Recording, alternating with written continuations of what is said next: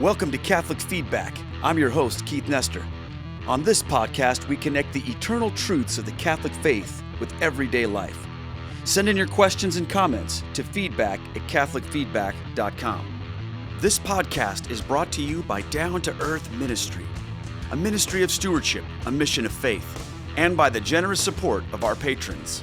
For more information, please visit downtoearthministry.org. That's down, the number 2, earthministry.org. Let's get to it. Welcome to Catholic Feedback. I'm Keith Nestor, your host, and on this podcast, we connect the eternal truths of the Catholic faith to everyday life. I'm super pumped today because, again, it's not just me. I know you guys get sick and tired of just seeing me all the time, and a couple weeks ago, we had Austin on the show, and today, we've got a huge treat for you guys. I mean, we've got like an incredible guest. He's one of like the heavyweights of Catholic apologetics. We've got none other than Gary Michuta on our show today. And you might say, hey, Keith, how did you figure that? How did you figure out how to get Gary Michuta on your show?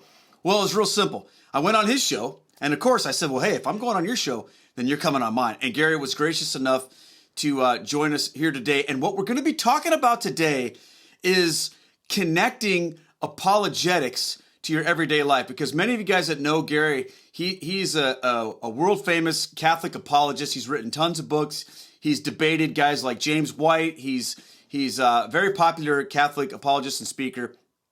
And really, he's the expert. I never claimed to be an apologist myself, so I have to defer to guys like Gary who know way more than I do. So I'm so excited that he's with us here today, and we're going to be very blessed to have him talk about how you can take these ideas of apologetics and connect them to everyday life. So, Gary, welcome to Catholic Feedback.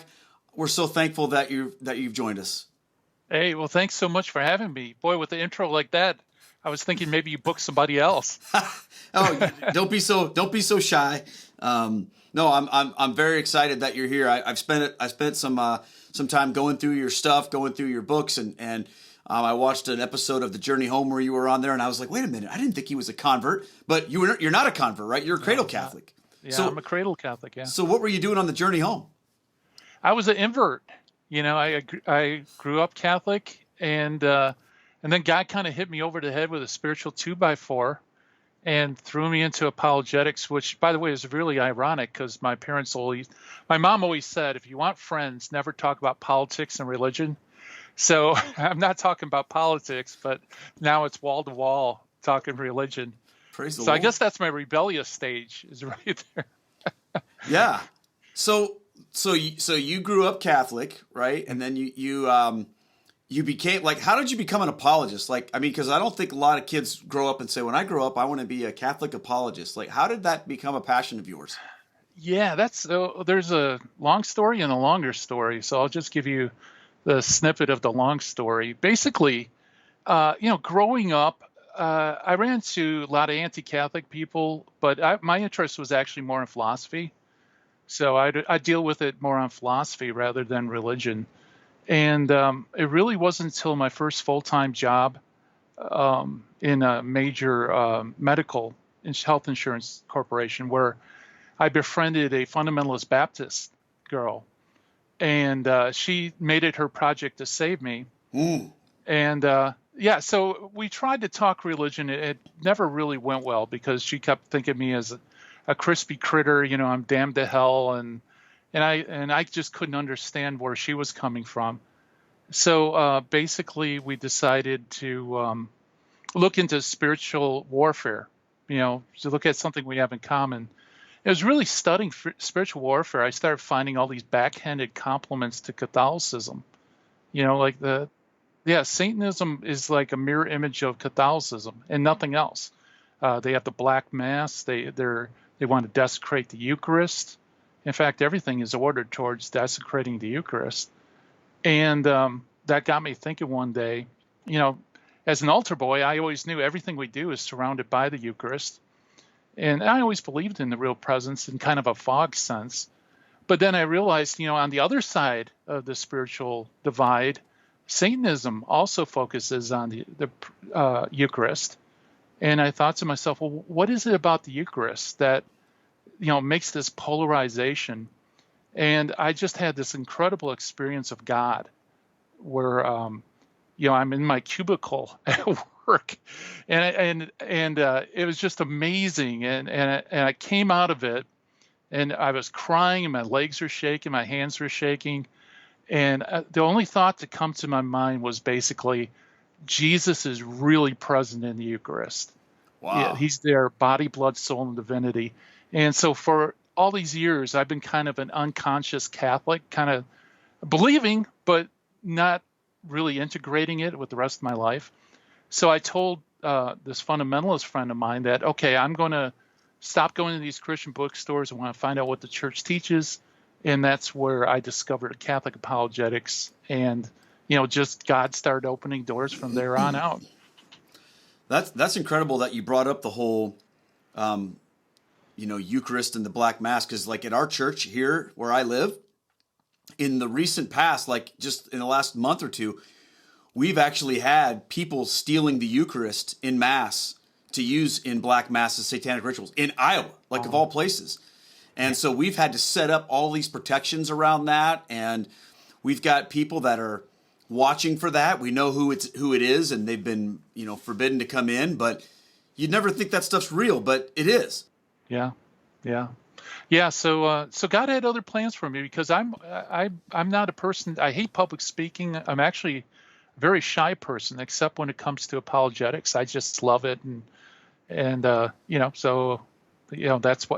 why I wake up every morning, to make Jesus better known, loved, and help people to come to the fullness of faith in His church. So what happened with this fundamentalist Baptist? I mean, she thought because you were Catholic, you weren't even like a real Christian. You're like you said, a crispy critter. Yeah. How did that relationship develop as far as your faith? Well, she knew something happened to me, but couldn't really understand it. And eventually I started a nonprofit 401c3 organization for apologetics. And I asked her to become a secretary, because I couldn't afford to pay anybody. And so she agreed, by God's grace, she agreed. And so she started editing like articles and apologetic stuff, and, and going to conferences that I put on and things like that. And thanks be to God, 10 years later, she became Catholic. I love it. I love that. Yeah. So ultimately, you never know. Maybe the whole thing with me was really to get her in the church, because I don't see how, where she was, I don't see how she could have possibly made that jump. That just goes to show you that you can never give up on somebody. Yeah. You can never look at somebody, no matter how anti-Catholic they are, and say, well, there's no way that person could ever find the truth. Because, I mean, that happened to me. I'm sure that when I was in my conversations with the Catholics that I knew that were trying to help me understand Catholicism, they probably thought, man, Keith's never going to convert, But it can happen. Yeah, absolutely. Yeah, if Saul of Tarsus can be converted, anybody can. So one of the questions I have for you deals with like people who are trying to explain the faith to their non-Catholic friends who are ridiculing them and coming after them. I remember that, of course, happened to me a lot when I first came into the church. And I'm sure I made a lot of mistakes when I would have those conversations, and I'm sure a lot of people feel ill-equipped to do that. When you're talking to people, like what do you think are some of the biggest mistakes that Catholics make when they defend the faith? Yeah. Well, I think the first mistake is to think that you could convert somebody. No one converts. I say conversion is a management decision. We're in sales. God just calls us to be faithful. Yeah. And, it's by the grace of God that He gives them the grace to hear and to see. And it's funny, over the years doing apologetics, I will get people who will come up to me and say, hey, I was at this talk you gave a couple years ago, and what you said just really rocked my world. And I'll say, well, really, what did I say? And it's usually like an offhanded comment or something that I didn't really think was important. But, through God's providence, that was exactly what that person needed to hear at that time. And so, the first mistake you can make is to put everything on you, as if it depends on you to come up with the best arguments, the best syllogisms. It's God who converts the heart. You just need to be open to that.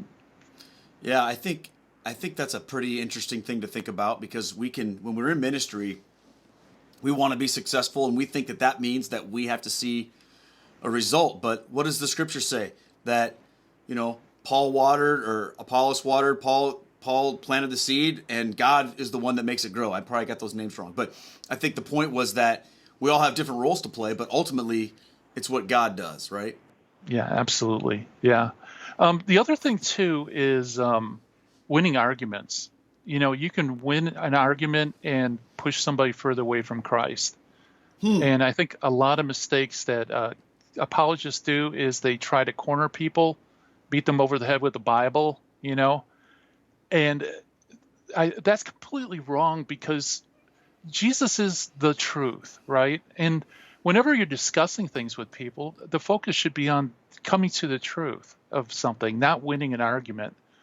And, so whenever I get a sense that, okay, this person's cornered, they're never really thought of these questions before, I back off. But I think a lot of apologists make a mistake, and they want to get the trophy, the conversion trophy. When, like I said, conversion is really the Lord's work. It's not ours. It's better just to back off, let them think about it and maybe move on to another subject. When I was dealing with those arguments I was having as a Protestant, I remember having to have these walls that I put up against the truth of the church.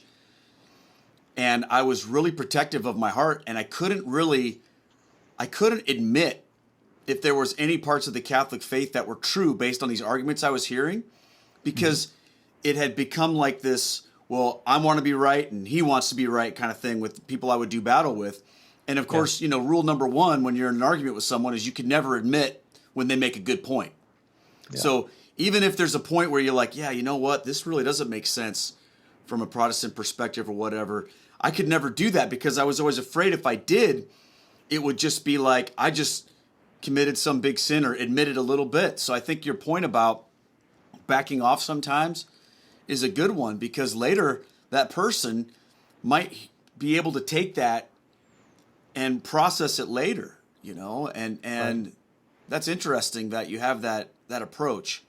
So speaking of that, when you find yourself in arguments, what do you, or I don't even know if you want to call them an argument, Gary, but like when you're having conversations with people, debates or whatever, who are leveling things against you, I'm sure you've dealt with the stock Protestant objections, call no man father, how can you believe that the Pope was the, infallible vicar of Christ? I mean, all of the stuff that we can look at that I'm sure you could probably just in your sleep just bring truth to that. But what do you think, and this may be a tough question, but what do you think's like the toughest challenge that Protestants level against Catholics that you find people getting hung up on? Yeah, the toughest one. It's usually the ones that are most intricate, that there's so many details. There's some objections that are really easy to state, but difficult to refute just because you have a lot of background information you need to bring to it. Okay. And especially in theistic apologetics, it's easy to deny God's existence, but to prove his existence, you got to have a background in metaphysics. You have to be able to think logically and like a philosopher. There aren't really any quick hacks to get around that. So like historical canards, things like that, the Inquisition, the Crusades, that type of thing. Because, like I said, there's a saying: a fool jumps in the well, and 100 wise men need to get him out. It's easy to make an accusation. It's a lot more difficult to fill in all the historical blanks and explain the situation, and get them to stand. Get them to be there at that time in history to understand. If you were a Christian, how would you act given these parameters? And so a lot of that requires a lot of discussion. So it's not hard in the sense that it's unanswerable. It's hard in the sense that there's just a lot of information to fill in. That's a great point, because like the Inquisition, for example, or something like the Crusades, something that is rooted in history and a context that we don't really have a grasp of, or maybe our opponent in our argument doesn't have a grasp of. They just want to level that out. Yeah. And I've certainly heard that one well, how could you be Catholic, in light of the Inquisition? I remember one time I had a comment on one of my YouTube videos that someone said, well, the Catholic Church murdered 10 million Protestants in the Inquisition. And I was thinking to myself, okay, how do you answer that? So, because I guess I'm kind of a smart aleck sometimes. I just said, Are you really sure it wasn't 9,996,000? Are you sure it was exactly 10 million? Because that's a lot of people. Yeah. And an even number too. What if it was 8 million? Could we still be Catholic at that point in time? But I mean, sometimes I can get a little snarky like that with people, but I think that those arguments might be tough because you have to try to help people to understand the context of everything in a way that it's hard to do. It's hard to do.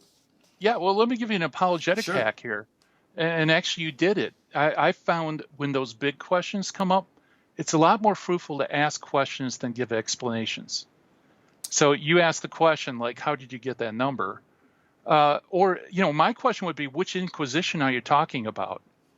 Because everybody knows about the Inquisition, but they don't know there is actually several Inquisitions, and they're all very different. And sometimes by poking with questions like that, you get them to realize that there's a lot more to this issue than they realize. And so maybe that would be like a hack to at least kind of saying, okay, I need to look into this more. I just came up with a great idea for a book, Gary, that you should write. It's just called Apologetics Hacks, and it would be like all of those, because that's a fantastic hack. What you said is to answer a question with a question, and maybe to sort of poke a hole in the context of what they're dealing with, to reveal in that argument that they don't really understand what they're talking about. Because if you think about it, when someone says something like, oh, well, what about the Inquisition or the Crusades, or what about all the people the Catholic Church burned at the stake? I remember when I was learning about this, I had this understanding that, well, I guess after Mass, the Pope just grabbed some people and lit them on fire, right? But what I learned was, the Catholic Church didn't actually burn people at the stake. That was done by the state authorities, that there wasn't like priests who got done saying Mass and, having some coffee and donuts, playing around a bingo, and then, okay, now it's time to go burn people. But that's the way it's put to us oftentimes, isn't it? Yeah. It's put to us as though it's like, well, yeah, of course the church did this, and nobody challenges that. And I think what you're saying is, if you can challenge the premise of one of those arguments just with asking a follow-up question, like which Inquisition you're talking about, that can trip people up. Oh, yeah. So I don't know. What do you think? Apologetics Hacks. Yeah, I'll have to put it down. Just as long as people don't misread the title and think I am an apologist hack. Good point. Yeah. Good point. We might have to tweak it a little bit. One thing I've learned over the years, though, is questions are much more effective than explanations. Because what questions do is it forces the person to think critically about their own beliefs and reassess what they believe. And if you can get a person to do that, that's gold. Because the ultimate goal is to have them conform their minds to what's true, what's real. And so asking these questions kind of forces them to rethink. In fact, let me give you a real life example. First person to come into the church that was in any way involved with my ministry is a guy named Rob. And he was a Baptist. He was pulling his girlfriend out of the church. He wanted to marry her, but he would never marry a Catholic, so he needed to get her a Baptist. But anyway, I met with him and I said, Rob, what if I could show you the writings of people who knew the apostles, were taught by the apostles, were placed as headship over churches by the apostles? If they said that Jesus is really present in the Eucharist, would you consider that maybe their interpretation's right? And then I just sat back, and Rob had this weird expression on his face, and he blurted out something that was really dumb, right? Like, well, no, the apostles could lie or make mistakes or something like that. But I knew he didn't even know there were such writings. And later on, he confessed to me that's true. But that was what got the ball rolling. It's like, oh, gee, there are writings like that. And how would I understand them in light of Scripture? What's the interchange? And just, to put a bow on that, later he comes into the Catholic Church, with Steve Ray. He came to the church the same day, and now he works for Scott Hahn. So, Wow. yeah, but that's what it's like. Yeah, these questions can be really fruitful just by getting people to realize, gee, I don't know everything that is out there.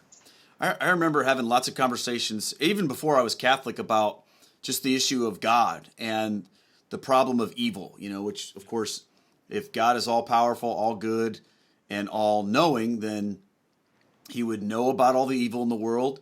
He would want to stop it, and he would have the power to do so, right? So the fact that evil exists must prove then that God doesn't. And I remember that when I would ask the next question to people, it would just stop them in their tracks. And I would say, okay, well then how do you define what evil actually is if there's no God? How do you determine that? And that would lead to, at first they would be like, oh, well, that's easy. But as we would unpack that, it would become not so clear cut anymore. And it winds up in this place where it's like, well, that's just your opinion. And why should your opinion be valid, over somebody else's opinion? And I think your hack there is a good one to try to find questions to answer or to ask rather than an explanation. I think that's a great point, Gary. And the way you said it was this. You said a question is a lot more effective than an explanation. I love that. Catholic Feedback viewers, I want you guys to grab a hold of that as a practical way to interact with people when they're coming against you in your faith, when they're coming against you in your Christianity, but in your Catholic faith. Think of some questions that you can respond, and I think that'd be great. That'd be some awesome stuff to think about in the comments. So just go ahead. If you have maybe an issue with your Catholic faith that you're saying, okay, well, what would a good question be to answer this objection? Just go ahead and list those in the comments, and Gary and I will talk about them. I'll email them to him, and then we'll do a little follow-up thing. Maybe we'll come up with some of those questions. But some of those things are rolling around in my head. And I think that'd be cool. And that sort of leads to my next question to you, Gary, is, Catholic Feedback's all about connecting the eternal truths of the Catholic faith to everyday life. How do you feel like the everyday Catholic who's not, got a PhD in Thomistic philosophy or whatever, doesn't know the church fathers back and forth, or isn't really a complete expert on that, how does a person like that, who just wants to live their faith out but has all these people coming against them, how do you connect those apologetics to everyday life? Yeah, well, first, count yourself blessed, because once you have the answers, no one wants to talk to you. That's been my experience. That's awesome. Yeah, and remember, Christ didn't choose 12 scholars. He chose 12 fishermen, a tax collector, and others. I mean, you're qualified. It's just you need to be humble so that if someone gives you an objection that you don't know the answer, do what I do. And I do this, I've been on Catholic Answers and other programs where somebody will ask something and I don't have an answer. So I pull out this is my Ace of Spades card. That's a great question. I don't know the answer. I'll look it up and I'll get back to you. And then look it up and get back to them. I mean, that's really how you grow as a defender of the faith, is because, like with me, I was getting pummeled by all these fundamentalist Baptist objections. Some of my Catholic friends went through the same thing and they left the church because they never looked into what does the church have to say about it. But I did. I looked into it, and there's always a great explanation. And it's usually one that will help you with your prayer life, your spirituality. And that's how you can integrate learning about the faith and loving the faith, because they're both mutually supportive. I think that's a great point. A lot of us are afraid to admit when we don't know something. Yeah. But I think that shows authenticity. So I think be authentic, be authentic and share that. So what about are there any specific things that you think are maybe the three things you got to have in your back pocket as a Catholic to be able to have a conversation with people who want to just come at you and say, well, for example, well, how can you be Catholic when so many things that the Catholic Church teaches aren't in the Bible? Right. Or, well, what do you mean you're Catholic? You guys worship Mary. We're just supposed to worship Jesus. I mean, do you find that there's just a couple things that you kind of have to be able to go to answer these questions? Yeah, okay. I think I understand what you're saying. If I'm misunderstood, just let me know. No, you're good. You're good. Um, what you do is you can't learn everything. I don't know everything. Pope doesn't know everything. I mean, the church is huge because Christ is amazing, right? You can spend your whole life learning the faith and never grasping everything. What you need to do is pick a single topic that really interests you. Go in prayer. See what the Holy Spirit puts his finger on as interesting. Maybe it's the real presence, maybe it's the papacy. With me, for some odd reason, it's the Old Testament canon. Yeah. I just fascinated by that, and then study it. Find out what the church teaches on it, and then read some apologetic books so you know the common objections. And that way, when you're really good at that one subject, when you're talking to someone and they're hammering you with objections, move the conversation to that sweet spot, that one area that you could always say, look, I don't know how to answer that, but I'll check in, I'll get back to you. But in the meantime, what about this? And then talk about the Old Testament canon or the real presence or whatever.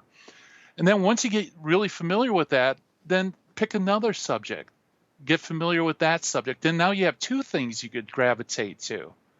And eventually you'll have maybe a dozen or so topics that pretty much any conversation you could lead it into one of those topics.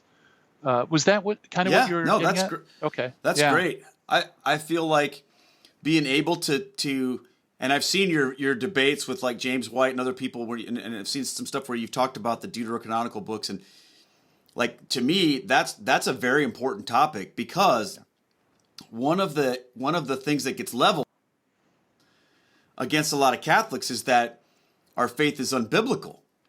And one of the ways that I've answered people with that is to say, okay, I understand you feel that way. And I'm glad that you have a passion for the Bible. So I would just love to find out why in your passion for the Bible, you've chosen to not have all of it. Yeah. Right? If you love the Bible so much, then why would you want to not have 7 books that were always a part of the Bible up until even after the Reformation, And I'll even point people like to the King James, the original edition that had those books in them, and say, at what point in time was it okay to take those out and keep it on their deal and be like, look, I agree. Let's talk about, if you want a Bible alone, great. So let me show you why the Bible alone doesn't work, especially if you don't have all of it. Yeah. And so find a way to like bring people into what they're talking about. But I think sometimes you do have to pivot. So I think that's awesome. Yeah, absolutely. If I can give a shameless plug. Yeah. I just started a YouTube channel called Apocrypha Apocalypse. Yes. So people can check that out, and I'm putting out videos on that topic. Apocrypha Apocalypse. I'll put the link in the description. Yeah. Awesome. Yeah. Get a sweet spot where you know it well. Bring the conversation to that spot, and like I said, it's the Lord's working. The Lord's, you might say something or bring up something that will be very fruitful. Maybe you're not even aware of it, and so there's no pressure. I think a lot of Catholics are afraid to defend the faith because they think they have to know everything first. If that's true, nobody would defend the faith because you can't learn everything, but you can learn a little bit. And just move there and just keep widening your knowledge till eventually, you can go to pretty much any subject.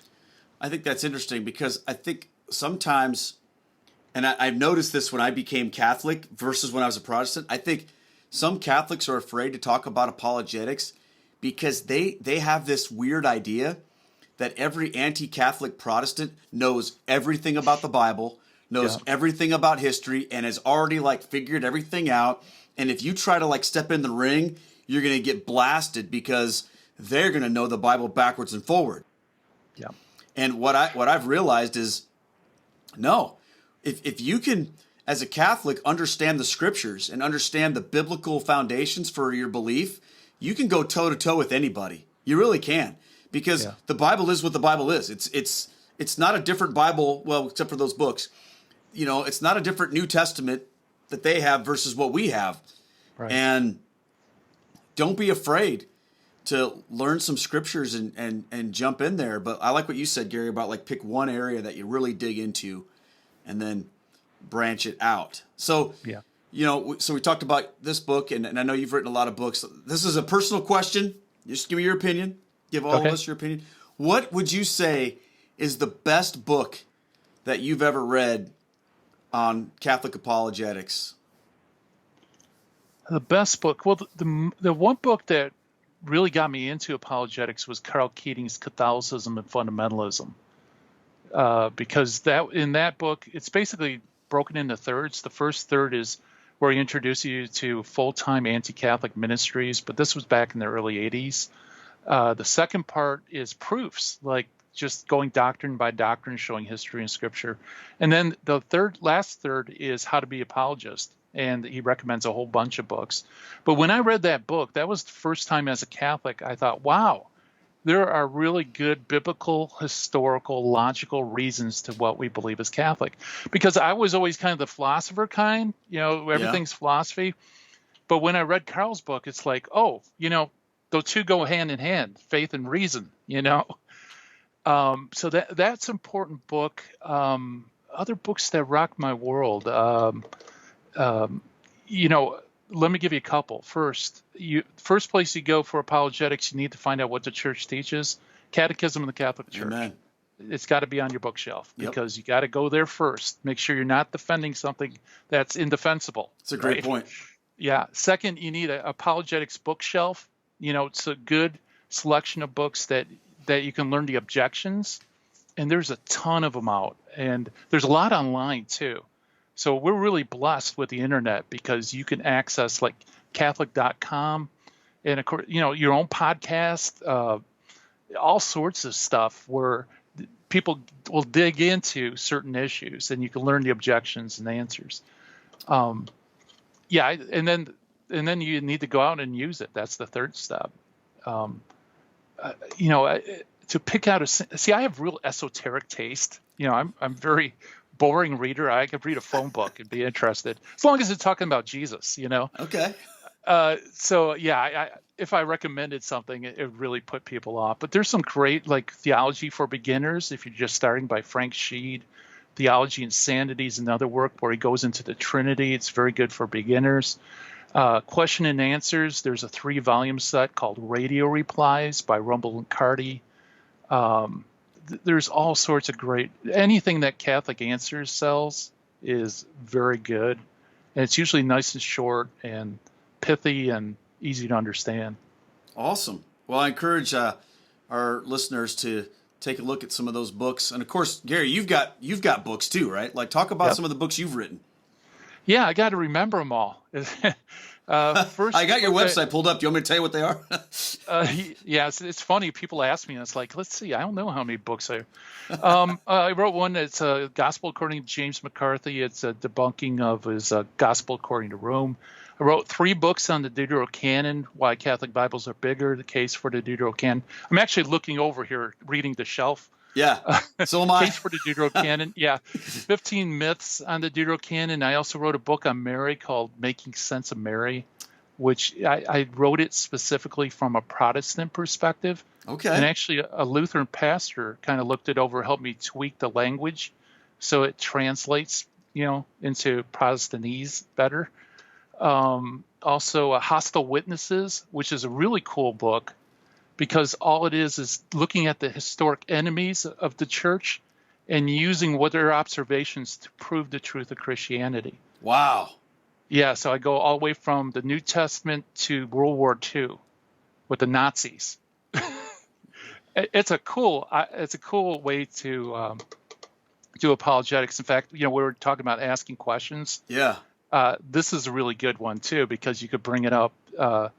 If the Crusades were out to take money away from Muslims, force conversions, you could say, well, then how would you respond to Ibn Jabir, who was a Muslim who was going on Hajj, and he was going through Christian lands, and he was remarking about how Christians were much more fair and just, allowing Muslims to have money and property, as opposed to Muslim landlords who were corrupt and would do the opposite. Like, how do you explain that? And so that's a little wedge thing. So the Hostile Witnesses, that's a fun book. How to Wolf-Proof Your Kids. Basically, it's a book for parents to instill in kids critical thinking skills, things like that. I give lots of real life situations I was in. Did I cover everything? That's a lot. How long have you been doing this? Since the early 90s. Wow. That's so cool, man. That's so cool. That's awesome. And you know what? I'm having more fun now than ever.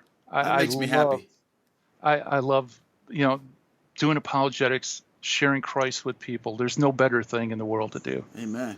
All right, I just got a couple more questions for you, and then Okay. I'll let you go. I've got 3 more here, and the first one is this, and this is one that's like for me. Okay, how do you explain the problems in the church to Protestants who attack the Catholic faith? Like, for example, when they say things like, "Oh, well, your Pope said this or did that, or there's, the abuse crisis or whatever." Like, when they're not really talking so much about theological things, but they're talking about, the human elements of the church that they criticize. How do you deal with that? Yeah, well, if you're talking to a Bible Christian, you got to use the Bible, right? Right. And there's no better book to show that God can work through his people, through sinful members. See Old Testament, right?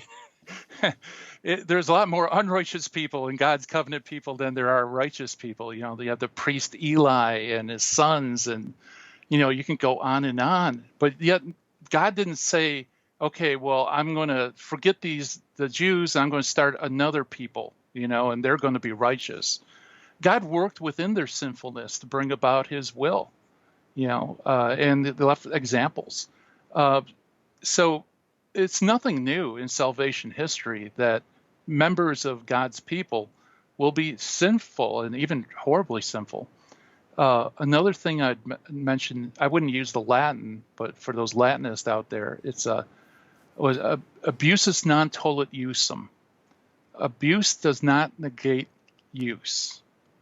In other words, simply because something is abused, we don't get rid of it. So you could have corrupt priests, but that doesn't mean we get rid of the police department. You could have corrupt politicians, but it doesn't mean we go to anarchy, right? So there's abuse in the church, yes, but that doesn't invalidate the church.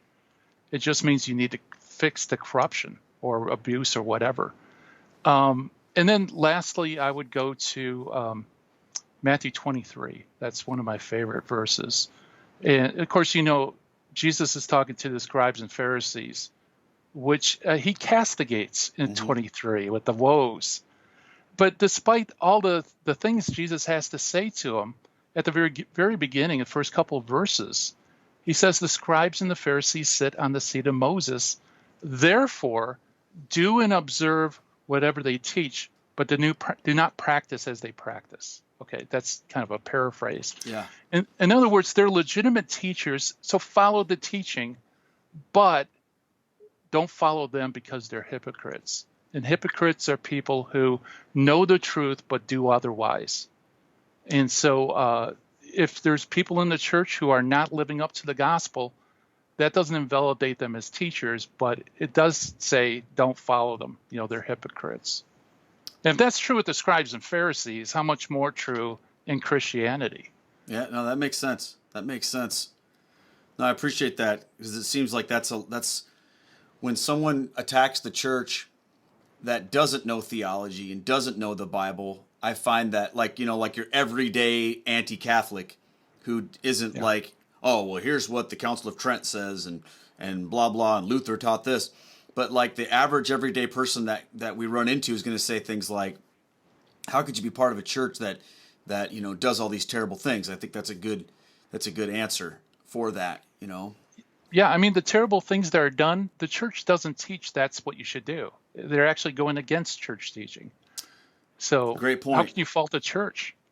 Well, my old priest, because he moved. He said to me one time, he said, "You never judge a church by its sinners, you judge it by its saints."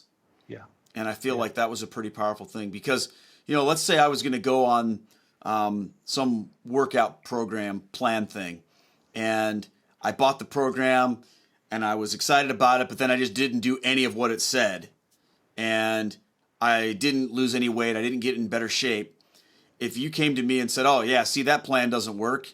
Look at Keith," I could, you could say, well, it's not the plan's fault. It's my fault. I didn't do what it said, right? Yeah. But if I did everything it said and then didn't get any results, then you could judge that, right? But I think what people talk about when they look at the failures of people in the church, that's not the church's fault. That's people who didn't do it right. So right.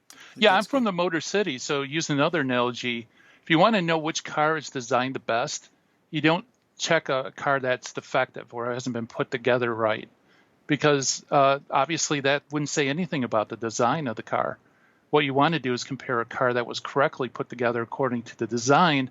Then you know whether the design is best, right? You wouldn't judge it, look at a lemon and say, well, obviously the design's all flawed. Yeah, that's a great point. Yeah. That's a great point.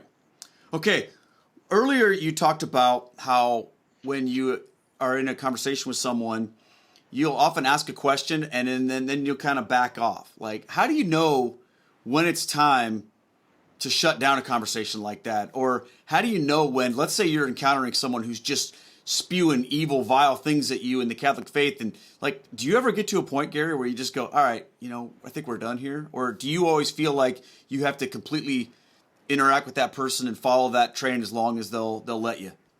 Yeah, great question. See, for me, the goal is the truth, and the focus should be on the truth. So whenever I'm talking to somebody, I'm listening to what they're saying to me, and I want them to be honest, right? If I correct them on something and then 2 minutes later they say the exact same thing that I just corrected, and it goes on a couple of times, they're not being honest, or they're not hearing me. And you could waste a lot of time with people who just aren't willing to listen. They just want to feel good that they talk to you, or somehow they won a victory or something like that. At that point, I just politely just leave them and keep them in my prayers, because it's fruitless. Usually if people are very hostile, it's really good to keep this in mind, especially for beginners. Archbishop Fulton Sheen said that he didn't think there were, he didn't think there was 100 people in the United States who hate the Catholic Church, but there are millions who hate what they mistakenly believe the Catholic Church to be.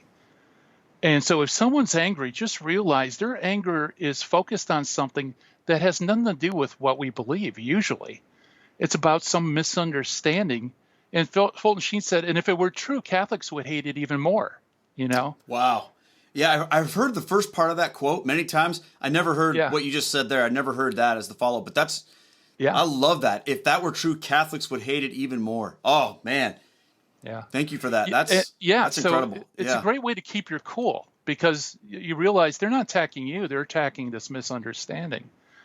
The other thing too, and this is very important with apologetics, is you need to try to find out what the key issue is for the person.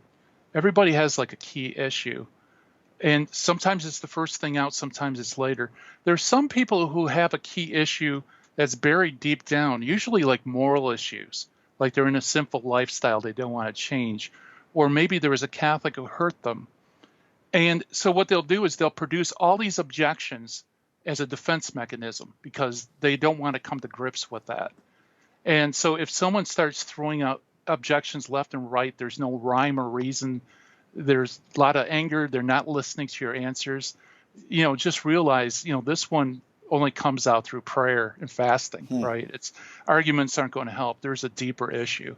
So either you become their best friend and try to find out what is that issue and help them through it by God's grace, or you just need to break it off and just keep them in your prayers. Okay, that just goes to a point that I think is underlooked at, if that even how you would say it, in all this. And it goes back to my own personal journey of, the guy that helped me first understand Catholicism. We were friends, and we used to battle like crazy. And eventually we got to a point where we said, we can't do this anymore. It's not good for either of us. So we just kind of dropped it. And then our friendship developed at a deeper level. So now there was like this relationship that made our future conversations that we would have when I was ready made those conversations much more fruitful. Because here's the thing. If he just, as soon as I said, oh, I don't want to become Catholic, whatever, if he just would have said, okay, fine, I'm writing you off, I'm done with you, then I don't know that I'd be sitting here as a Catholic today. Right. And I think that's part of it, is that relationship that we can develop with a person, just like you did, Gary, with that fundamentalist Baptist woman who you invited her to work for your ministry before she was Catholic. Yeah. Like, you didn't say to her, hey, listen, I'm running out of time with you. Are you going to become Catholic or not? Because if you're not, I got to move on. Yeah. That doesn't mean every time you talk to her, you guys got into a debate, but you allowed that relationship to develop so that when she was ready, I'm assuming it was fruitful. But I think a lot of people, they don't do that because everyone's so focused on, I got to be right. I have to, do this. And if a person doesn't accept my Catholicism, I have to, write them off or shun them, or that you might feel like that from them. But if you leave the door open, even if they don't want anything to do with you, then who knows where that relationship could lead someday. Yeah. It's very tempting to treat people as a project and reduce their humanity down to, a trophy or something like that. And that's not why we share the faith, defend the faith. That's because we love that person. Christ has given us so much. We want to share that abundance with them. And, if you treat people like projects, Christ isn't going to bless that. I mean, maybe he will despite your efforts, but not because of your efforts. That's for sure. That is such a great point. And I think we can't say that enough, that, we're called first and foremost to love people and to love God, of course, and to love people. And like you said, Gary, we're not to look at people as their projects. We're to look at them as sons and daughters of God that need someone to come alongside them and help them. And maybe one of the best ways that we can do that is to just be their friend and live out our Catholic faith to the fullest. And when they're ready to talk about that, we're there, Now, I'm not saying that we don't talk about it. What I'm saying is we can't let if this argument doesn't go the way I want, then I'm just done with you. Love people. Yeah, that was a great point you made on my show too, with your friend, that he was living out his Catholic faith in a way that you haven't experienced before. Yeah. And that opens up all sorts of things where, wow, how can you square living like this and loving Jesus at the same time? Absolutely. So yeah, you do need that integrity, the friendship, and also by being a great example of what Christ has for, members of their church to be. That's amazing. All right, I got one more question for you, Gary. Okay. You've been very gracious. Thank you for your time. And again, this is kind of more of a personal thing, but like what stuff? I know you've talked a lot about the deuterocanonical books, so to speak. The what they call the Apocrypha. But like, what else are you interested in? What's got you going right now? It's weird. Let me put it this way. With the COVID stuff, everybody is stationed in place. My wife's a school teacher, so her world was completely changed upside down. And she said to me the other day, Gary, you've been planning for this your entire life because you just live in the basement, doing apologetics and stuff. And so it hasn't changed at all. I'm just a nerd. I love reading. I love writing, researching. I love digging in, deep in these things to see, make sure things are true and accurate. Outside of that, I don't have much of a life outside of just meeting other people in the field, making new friends like yourself. I mean, it's awesome just to see God's work in people's lives. And that's why I get up every morning, to make Jesus better known and loved.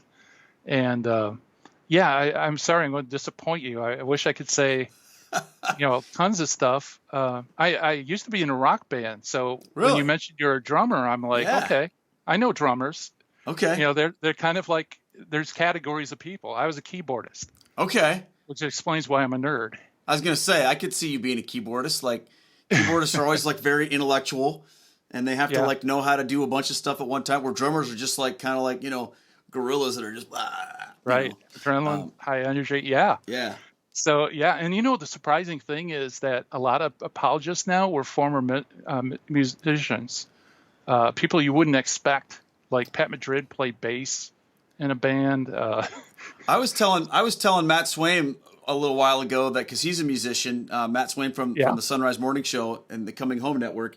I was like, dude, we need to start a band called the Converts, and it would be like a post-hardcore kind of edgier kind of band. Right. And we could like have all these really cool intellectual lyrics about church arguments, but done in a crazy way, and it could be like this cool band. So, man, we got two great ideas today, didn't we, Gary? We got a book for you called Apologetic Hacks, right? And then we got this band that we have to put together called the Converts. But I don't know if you could be in the band because you're not a convert, though. I don't know. Yeah, so I can't be in the band. We have to figure something. We'll make an exception for you because we need a keyboard player. I don't know any keyboard players. So anyway, that could be really cool. So hey, Gary, last thing. Tell everybody where they can find your stuff and how they can learn more about you. Cool. Yeah, just go to my website, handsonapologetics.com. That's got all the information and stuff I'm going into. Also, I really appreciate it. You can check out my channel, Apocrypha Apocalypse on YouTube. And, I could use the subscribers and likes and stuff. It's really hard to get things off the ground. So any help would be appreciated. Yeah, well, I can tell you this, the folks that watch Catholic Feedback and that are subscribed to my channel they're like hardcore awesome YouTubers, and awesome. You'll get them. So guys, everyone go and do that. And then you're also on Virgin Most Powerful Radio too, right? That's right. Yeah. So, Monday through Friday, 1 to 2 p.m. Eastern Standard Time. Every day. Yeah. That's every awesome. Weekday. That's awesome. Well, yeah, it's cool. I get to meet all the apologists around the country, interview authors of books. Just interviewed Mitch Pacwa, Father Rutler, just people I never would really met, although I met Pacwa before. Yeah, like I said, having tons of fun. That's so awesome. Praise the Lord. That is amazing. Hey, Gary, I want to thank you so much for being part of this show and for coming on my podcast. And it's just been an honor to talk to you and get to know you. And I appreciate your work and your ministry. So those of you watching Catholic Feedback or listening, make sure you check out Gary's stuff. And also remember to go ahead and put those ideas in the comments of things that you want, like follow-up questions for different things that maybe you're into. And we'll do our best to tackle every single one of those. I want to say a special thank you to all those of you who subscribe to the podcast in whatever form it takes, to our generous patrons who make this thing happen, and to everyone who continues to like and share and get the word out about the Catholic Feedback. Thank you guys so much for being here. And until next time, I pray to God for every single one of you guys that you can connect those eternal truths of the Catholic faith to your everyday life. God bless every single one of you. Thanks so much for being here. Take care. Thanks for listening to Catholic Feedback with Keith Nestor. Send in your questions and comments to feedback@catholicfeedback.com. This podcast is brought to you by Stewardship, a mission of faith, and is also supported by our team at patreon.com/Keith Nestor. Please consider joining our support team. Catholic Feedback is a production of Down to Earth Ministries. For more information about Down to Earth, or to bring me to your parish or event, visit down2earthministry.org. See you next time.